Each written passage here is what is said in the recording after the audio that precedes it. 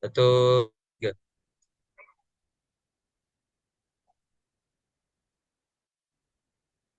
Assalamualaikum warahmatullahi wabarakatuh.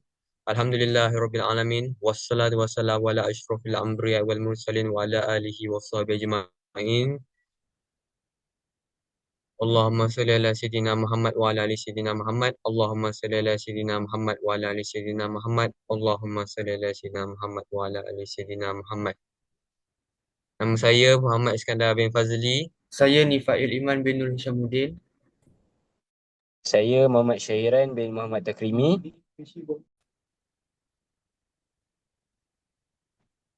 Ah, Hari ini kami akan membentangkan penghayatan akhlak dan sunnah baginda Rasulullah SAW.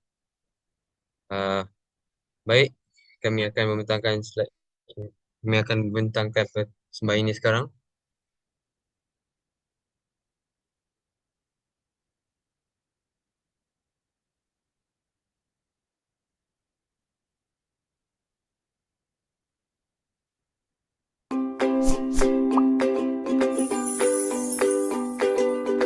Kita, kalau orang buat jahat pada kita, gaduh dengan kita, marah-marah kita, tuduh kita tak tentu pasal, kita macam mana?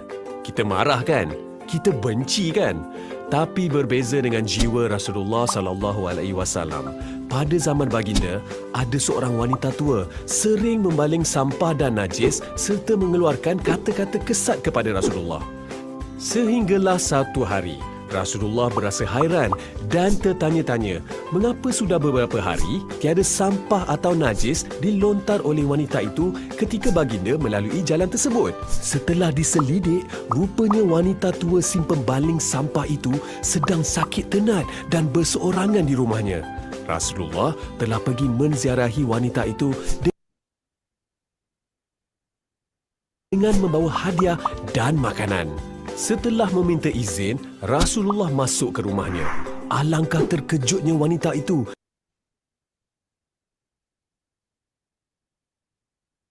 dan disangkanya Rasulullah ingin membalas dendam kepadanya. Namun, apabila Rasulullah bertanyakan kabarnya dengan lemah lembut dan senyuman serta memberikan hadiah dan membawakan makanan kepadanya, wanita tersebut tiba-tiba menangis teresak-esak sambil berkata, "Setiap hari ku menyakitimu, menyusahkanmu, membuatkanmu kotor, tetapi tidak pernah kamu memarahiku. Sungguh mulia akhlakmu, ya Muhammad."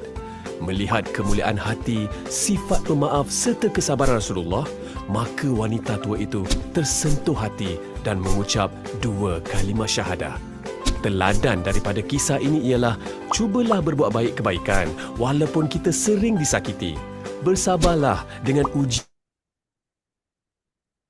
dan belajarlah memaafkan kesalahan orang di sekeliling kita. Buat yang terbaik, selebihnya serah kepada Allah. Berdasarkan video tersebut, kita akan mendalami akhlak dan sunnah Rasulullah SAW dalam kehidupannya sebagai khalifah Muslim. Sebagai pengenalan, akhlak dan sunnah Nabi Muhammad SAW merupakan panduan utama dalam kehidupan seorang Muslim sebagai khalifah di muka bumi.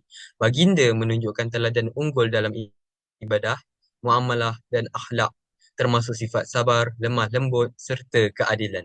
Sunnah baginda mengajarkan keseimbangan antara dunia dan akhirat, tanggungjawab terhadap sesama manusia serta pemeliharaan alam sekitar, menjadikan Muslim seorang pemimpin yang adil dan bertanggungjawab. Marilah kita mendalami mengenai definisi akhlak dan definisi sunnah. Definisi akhlak sebagai dari istilah bahasa, tingkah laku dan budi pekerti. Definisi akhlak merujuk kepada tingkah laku dan budi pekerti seseorang. Ianya menunjukkan cara individu berinteraksi dengan orang lain dan masyarakat. Akhlak yang baik mencerminkan nilai-nilai positif seperti kejujuran, amanah dan kasih sayang. Definisi sunnah pula, tindakan dan ucapan Nabi Muhammad SAW. Tindakan, ucapan dan persetujuan Nabi Muhammad SAW menjadi panduan dalam kehidupan sehari-hari bagi umat Islam. Ianya mengandungi pelbagai aspek termasuk ibadah, akhlak dan etika sosial. Baik, ini adalah penghayatan akhlak baginda sallallahu alaihi wasallam dalam kehidupan Muslim sebagai khalifah. Konsep khalifah dalam Islam daripada segi bahasa, khalifah merupakan pengganti Allah di muka bumi.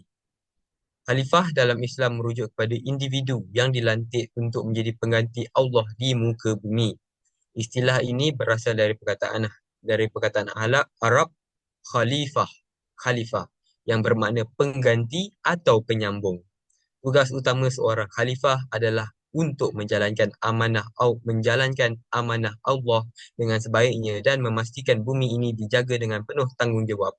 Diambil pendapat ini daripada Muhammad Faizal Musa 2017. Seterusnya, peranan khalifah pula. Peranan khalifah dalam Islam adalah pertamanya adalah menjaga amanah.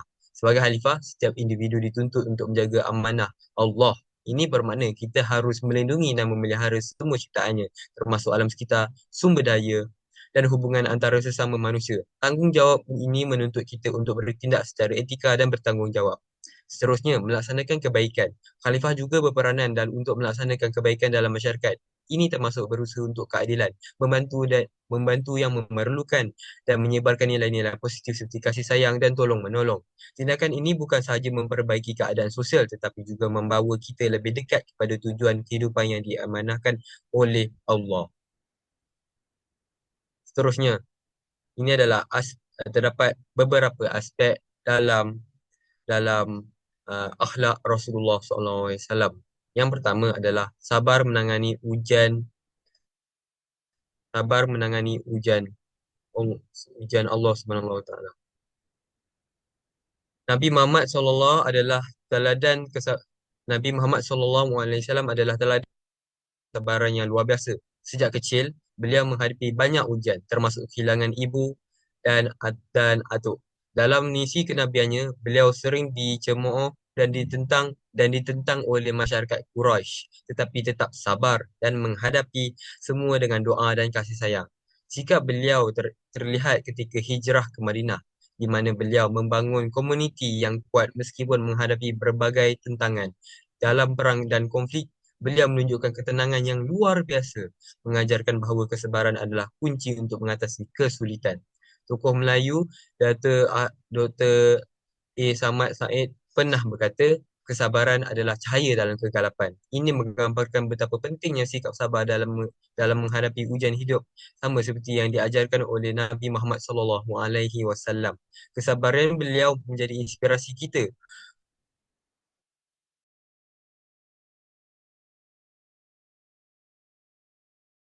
Seterusnya, aspek yang kedua adalah jujur, berbicara dan bertindak dengan kebenaran. Kejujuran adalah asas kepada segala tindakan dan keputusan Rasulullah sallallahu alaihi wasallam. Sebelum baginda diangkat menjadi nabi, masyarakat Mekah telah mengiktirafnya sebagai seorang yang sangat jujur sehingga baginda diberi gelaran Al-Amin yang bermaksud yang dipercayai. Kejujuran baginda tidak hanya terhad pada kata-kata tetapi juga dalam setiap tindakan yang dilakukan. Misalnya, ketika Perang Badar, baginda melarang umat Islam yang terlibat dalam pertempuran untuk mengambil harta rampasan perang tanpa kebenaran. Ini menunjukkan bahawa jujur bukan hanya satu prinsip peribadi, tetapi juga satu keperluan dalam tadbiran yang adil dan berintegriti. Kejujuran sangat penting bagi seorang khalifah kerana ia membina kepercayaan dalam masyarakat dan memimpin tokoh Haikal MH 2009. Seterusnya, sifat akhlak Rasulullah SAW adalah berkasih sayang.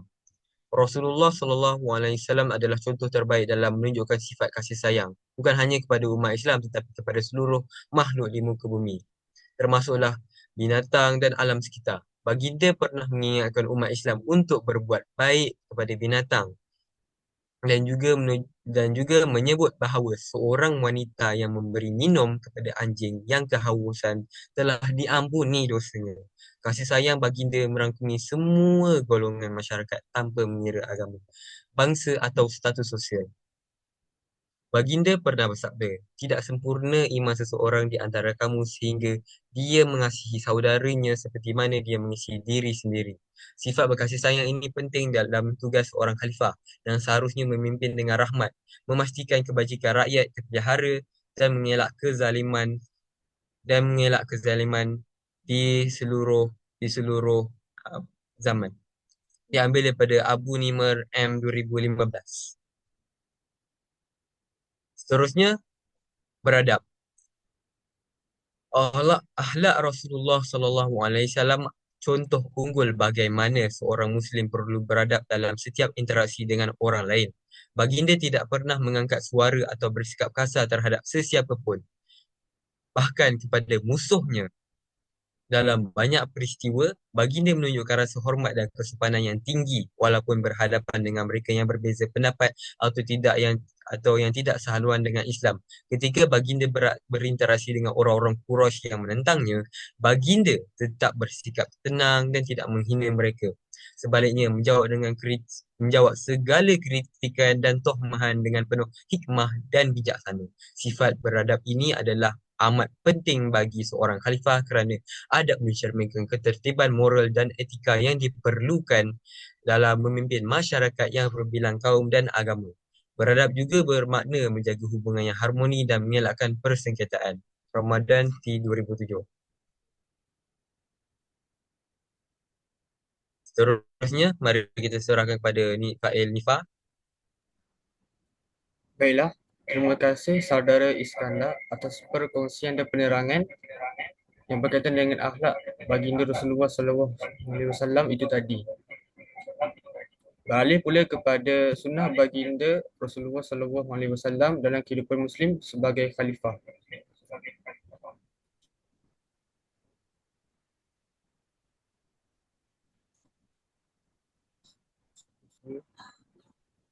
Yang pertama, amanah menjaga kepercayaan orang lain. Amanah adalah salah satu prinsip utama dalam ajaran Islam dan merupakan salah satu sifat Nabi Muhammad SAW yang paling dikenal. Amanah melibatkan kemampuan seseorang untuk menjaga kepercayaan baik dalam urusan peribadi maupun urusan masyarakat. Rasulullah SAW sepanjang hidupnya dikenali sebagai Al-Amin, iaitu orang yang dipercayai. Ini menunjukkan betapa besar pentingnya menjaga amanah dalam kehidupan seorang Muslim sebagai khalifah di muka bumi. Menjaga amanah bererti melaksanakan tanggungjawab yang diberikan oleh Allah Subhanahu Wa Taala dengan penuh integriti dan kejujuran. Dalam konteks kehidupan sosial, amanah juga meliputi menjaga kepercayaan dalam hubungan sesama manusia, seperti dalam pekerjaan, kepimpinan, dan hubungan antara keluarga. Rasulullah SAW mengajarkan bahawa orang yang tidak dapat dipercayai akan kehilangan imannya dan kepercayaannya terhadap Allah dan manusia. Seterusnya, berikut adalah ayat yang terkandung dalam Al-Quran. Allah berfirman, sesungguhnya Allah menyuruh kamu menyampaikan amanah kepada yang berhak menerimanya, dan apabila kamu menetapkan hukum di antara manusia, hendaklah kamu menetapkannya dengan adil. Surah An-Nisa ayat 58. Seterusnya, Rasulullah SAW juga bersabda, tidak ada iman bagi orang yang tidak amanah. Hadis riwayat Ahmad. Ini menunjukkan bahawa amanah sangat berkaitan erat dengan iman seseorang. Seterusnya, yang kedua, bersedekah, memberi kepada yang memerlukan. Sedekah merupakan salah satu amalan perbuatan yang sangat dianjurkan dalam Islam. Rasulullah SAW dikenali sebagai seseorang yang dermawan, iaitu yang selalu mendahulukan kepentingannya berbanding orang lain, terutama kepada mereka yang memerlukan. Sedekah bukan hanya dalam bentuk harta, tetapi juga meliputi segala bentuk bantuan kepada orang lain, termasuk tenaga, nasihat dan senyuman. Sedekah adalah amalan yang tidak hanya mendatangkan pahala, tetapi juga membersihkan harta dan hati seseorang dari sifat kikir dan tamak. Rasulullah SAW juga bersabda bahawa tangan yang memberi lebih baik daripada tangan yang menerima. Dan hal ini menunjukkan pentingnya memberi tanpa mengharapkan balasan. Dalam konteks khalifah, bersedekah menunjukkan tanggungjawab sosial dan moral terhadap orang-orang yang kurang bernasib baik, serta merupakan salah satu bentuk nyata dari keadilan sosial yang ditekankan dalam Islam. Seterusnya,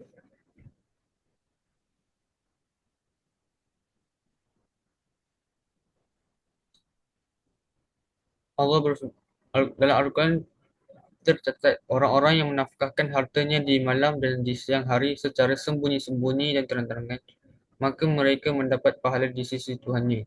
Tidak ada kerisauan terhadap mereka dan tidak pula mereka bersedih hati. Surah Al-Baqarah. Seterusnya, Nabi Muhammad SAW juga bersabda, tangan di atas lebih baik daripada tangan di bawah yang meminta-minta. Hadis riwayat Bukhari dan Muslim. Maksudnya, orang yang memberi lebih mulia daripada orang yang meminta, kerana tindakan mereka adalah bentuk kepedulian dan kasih sayang kepada sesama. Sebagai contoh, sebagai umat Islam, kita boleh memberi apa-apa sumbangan kepada saudara Islam kita yang lain, sama ada dalam bentuk kewangan, tenaga ataupun makanan dan sebagainya. Kerana sedekah tidak berbentuk dalam bentuk kewangan saja, tetapi terdapat juga dalam bentuk lain. Seterusnya,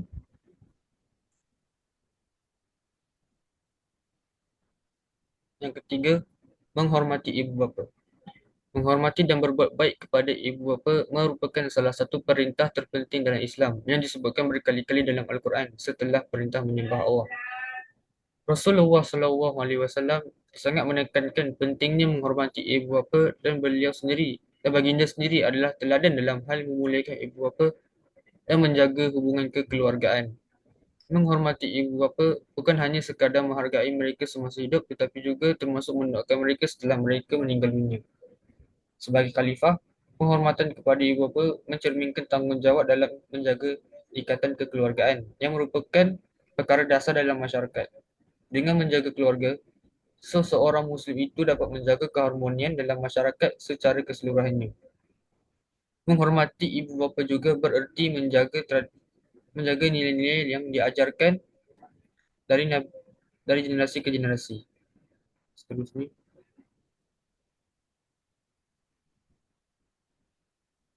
Allah berfirman dalam Al-Quran, dan Tuhanmu telah memerintahkan agar kamu jangan menyembah selain Dia, dan hendaklah berbuat baik kepada ibu bapa. Jika salah seorang di antara keduanya atau kedua-duanya sampai berusia lanjut dalam pemeliharaanmu, maka sekali-sekali janganlah kamu mengatakan kepada keduanya perkataan dan janganlah kamu membentak mereka.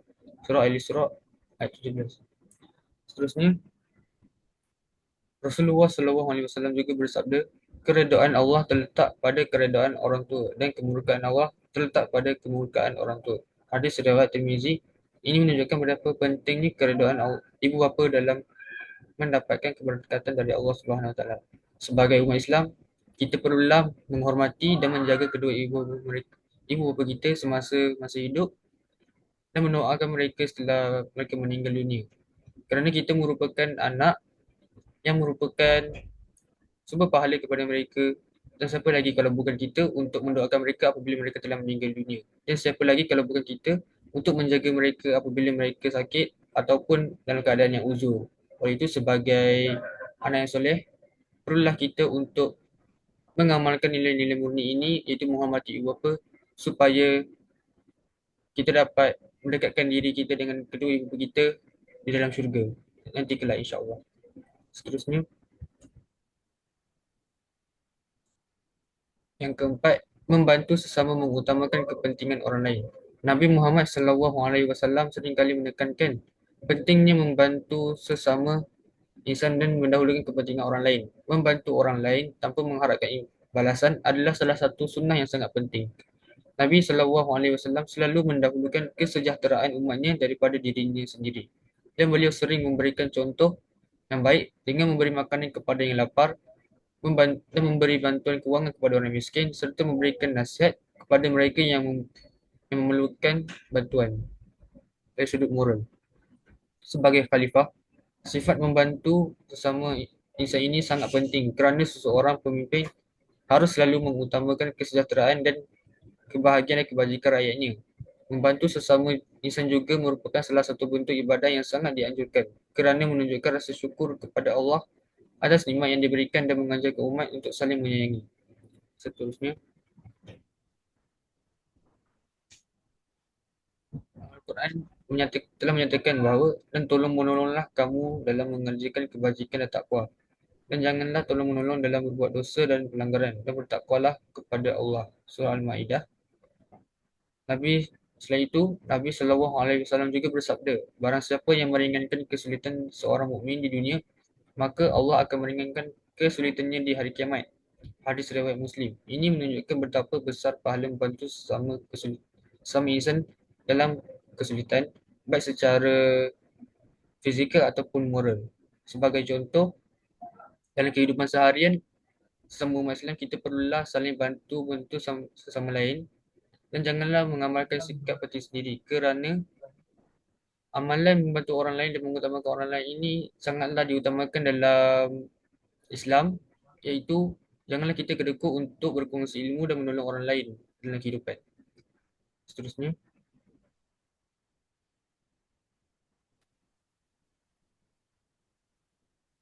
saya serahkan kepada saudara Syahiran untuk meneruskan perbincangan kita pada hari ini. Dipersilakan saudara Syahiran.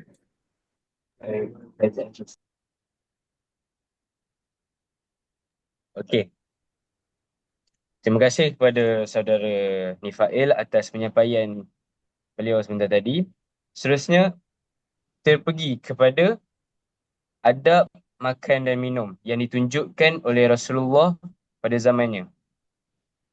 Yang pertama, sunnah Rasulullah SAW ketika makan dan minum adalah amalan yang mengandungi hikmah dan manfaat, bukan hanya dari segi adab tetapi juga dari aspek kesihatan. Rasulullah mengajarkan untuk membaca bismillah sebelum memulakan makan, dan jika terlupa, baginda menganjurkan untuk membaca bismillahi awallahu wa akhiru, yang bermaksud dengan nama Allah di awal dan di akhirnya. Rasulullah juga mengajar kita untuk membaca doa selepas makan, iaitu Alhamdulillahillazi at'amana wa saqana wa ja'alana minal muslimin, yang bermaksud segala puji bagi Allah yang memberi kami makan, minum dan menjadikan kami sebagai orang muslim. Dalam konteks ini, umat manusia yang beragama Islam, khususnya di negara Malaysia, telah diajar sejak kecil lagi ketika mereka berada di prasekolah ataupun tadika untuk mempraktikkan doa sebelum makan dan doa selepas makan. Seperti contoh, doa sebelum makan adalah Allahumma barik lana fima razaqtana wa qina azabannar.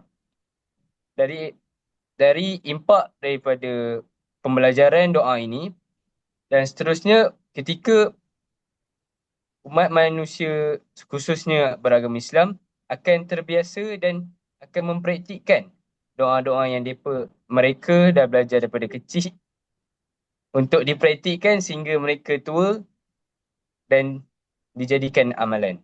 Okey, seterusnya.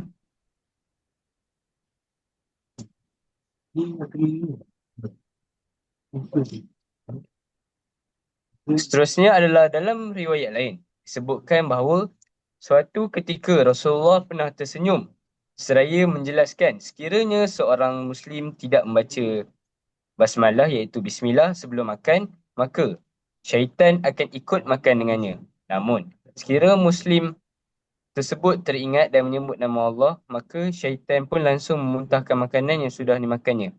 Dalam ayat ini, seperti yang saya terangkan tadi, iaitu Bismillahi awalu wal akhiru, yang apabila kita terlupa untuk baca doa sebelum makan, maka kita kena baca doa ini kerana untuk mengelakkan syaitan ikut makan bersama kita. Okey, seterusnya, Rasulullah SAW juga bersabda,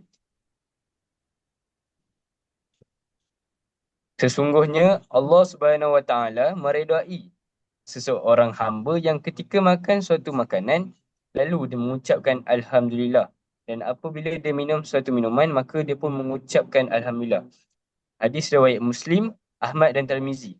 Daripada hadis riwayat ini dapat menerangkan bahawa umat Islam bersyukur atas rezeki yang telah diberi oleh Allah Subhanahu Wa Taala kepada kita, tidak kira dari konteks makanan dan minuman, malah rezeki yang kita tidak disangka-sangka datang kepada kita, kita perlu juga mengucapkan alhamdulillah sebagai tanda kita bersyukur terhadap rezeki yang dilimpahkan oleh Allah kepada kita. Okay, seterusnya.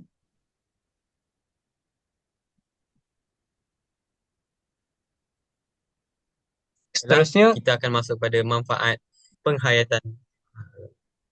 Okey, teruskan Syahiran. okey. Terima kasih Saudara Iskandar. Penghayatan akhlak yang baik memberikan banyak manfaat dalam kehidupan seseorang, baik secara peribadi, sosial maupun spiritual ataupun keagamaan. Akhlak mulia bukan saja menambah kualiti hidup, tapi juga menjadi landasan dalam hubungan dengan Allah dan manusia. Seterusnya, Allah pernah memerintahkan umat Islam yang beriman untuk berakhlak mulia dengan berbuat demikian. Seorang akan mendapat keridaan dan keberkatan dari Allah. Rasulullah SAW bersabda, tidak ada sesuatu yang lebih berat di dalam timbangan seorang mukmin pada hari kiamat daripada akhlak yang baik. Hadis riwayat Tirmizi. Akhlak yang baik seperti kesabaran, kejujuran dan kasih sayang membantu membina hubungan yang lebih baik dan harmoni terhadap individu. Seseorang yang berakhlak baik lebih mudah diterima dalam masyarakat dan menciptakan suasana yang aman dan tenteram. Daripada perspektif yang diterangkan, seluruh umat Islam perlulah menunjukkan contoh dan akhlak yang baik kepada semua individu yang berada di dunia ni, tidak kira agama maupun bangsa dan budaya. Kerana Rasulullah telah mengajarkan kita supaya sentiasa berakhlak mulia dan berakhlak baik serta menghormati orang di sekeliling kita bagi melahirkan masyarakat yang bersatu padu dan bertoleransi dalam segala hal keagamaan contohnya ataupun hal-hal yang lain.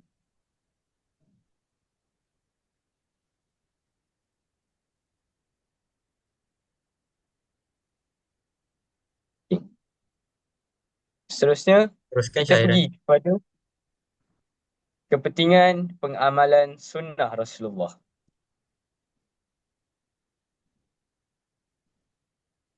Terlampau banyak kepentingan pengamalan sunnah Rasulullah yang boleh kita dapat daripada apa yang kita praktikkan daripada sunnah Rasulullah, seperti contoh yang diterangkan tadi, seperti membaca doa sebelum makan, menghormati orang lain dan membaca Quran contohnya tidak diterangkan.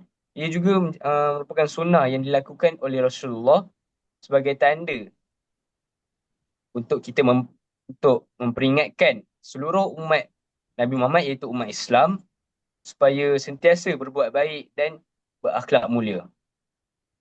Sunnah Rasulullah adalah satu sumber petunjuk selain Al-Quran. Pengamalan sunnah membantu Muslim mengikuti jalan yang benar, mendapatkan rahmat Allah dan memperoleh pahala. Sunnah juga mengajarkan kepentingan hidup bermasyarakat dan saling tolong-menolong. Seperti yang saya terangkan sebentar tadi, kita sentiasa bersikap bertoleransi dengan seluruh masyarakat, tidak kira agama maupun bangsa dia, supaya kita dapat melahirkan masyarakat yang saling tolong-menolong dan bertoleransi ini. Pengamalan sunnah seperti memberi salam, berjemaah dalam solat dan berdema dapat mempereratkan hubungan kita sesama Muslim, tidak kira warna kulit. Seterusnya, kita pergi kepada sunnah Rasulullah juga adalah satu sumber petunjuk selain Al-Quran. Pengamalan sunnah dapat membantu Muslim mengikuti jalan yang benar dan mendapat rahmat Allah juga yang diperterangkan tadi untuk memperoleh pahala. Kepentingan ini amat penting kerana apabila kita melakukan sesuatu sunnah Rasulullah, secara tidak langsung kita mendapat kesan-kesan daripada sunnah itu dan diserap masuk ke dalam sanubari setiap umat Islam, serta secara tidak langsung kita dapat mendakwah secara meluas kepada seluruh dunia, khususnya kepada umat Islam pada hari ini. Itu saja. Itu saja daripada saya. Baik, mari kita teruskan pada kesimpulan kita. Biar saya terangkan. Kesimpulannya, penghayatan akhlak mulia Rasulullah SAW merupakan asas penting dalam kehidupan seorang Muslim. Dengan mencontohi sifat-sifat baginda seperti kejujuran, kesabaran, kemaafan dan kasih sayang yang ditunjukkan oleh baginda, kita dapat membina diri yang lebih baik serta memperkukuhkan hubungan dengan Allah dan sesama manusia. Akhlak mulia bukan sahaja membawa kepada kehidupan yang lebih harmoni dan damai, tetapi juga menjadi asas kejayaan kita di dunia dan ganjaran di akhirat. Dengan meneladani akhlak Rasulullah, kita mampu mewujudkan masyarakat yang sejahtera, penuh dengan kasih sayang dan keadilan. Oleh itu, semua umat Islam wajiblah mengetahui sifat akhlak dan sunnah Rasulullah, kerana ini adalah satu sunnah yang baik untuk kita ikuti, dan dengan mencontohi akhlak Rasulullah, kita umat Islam akan secara tidak langsung akan menunjukkan sikap umat Islam kepada seluruh dunia agar mengetahui bahawa agama Islam adalah agama yang baik dan benar. Maka sifat akhlak dan sunnah Rasulullah patut diperhatikan oleh seluruh umat Islam di muka bumi ini. Sekian, terima kasih daripada kami.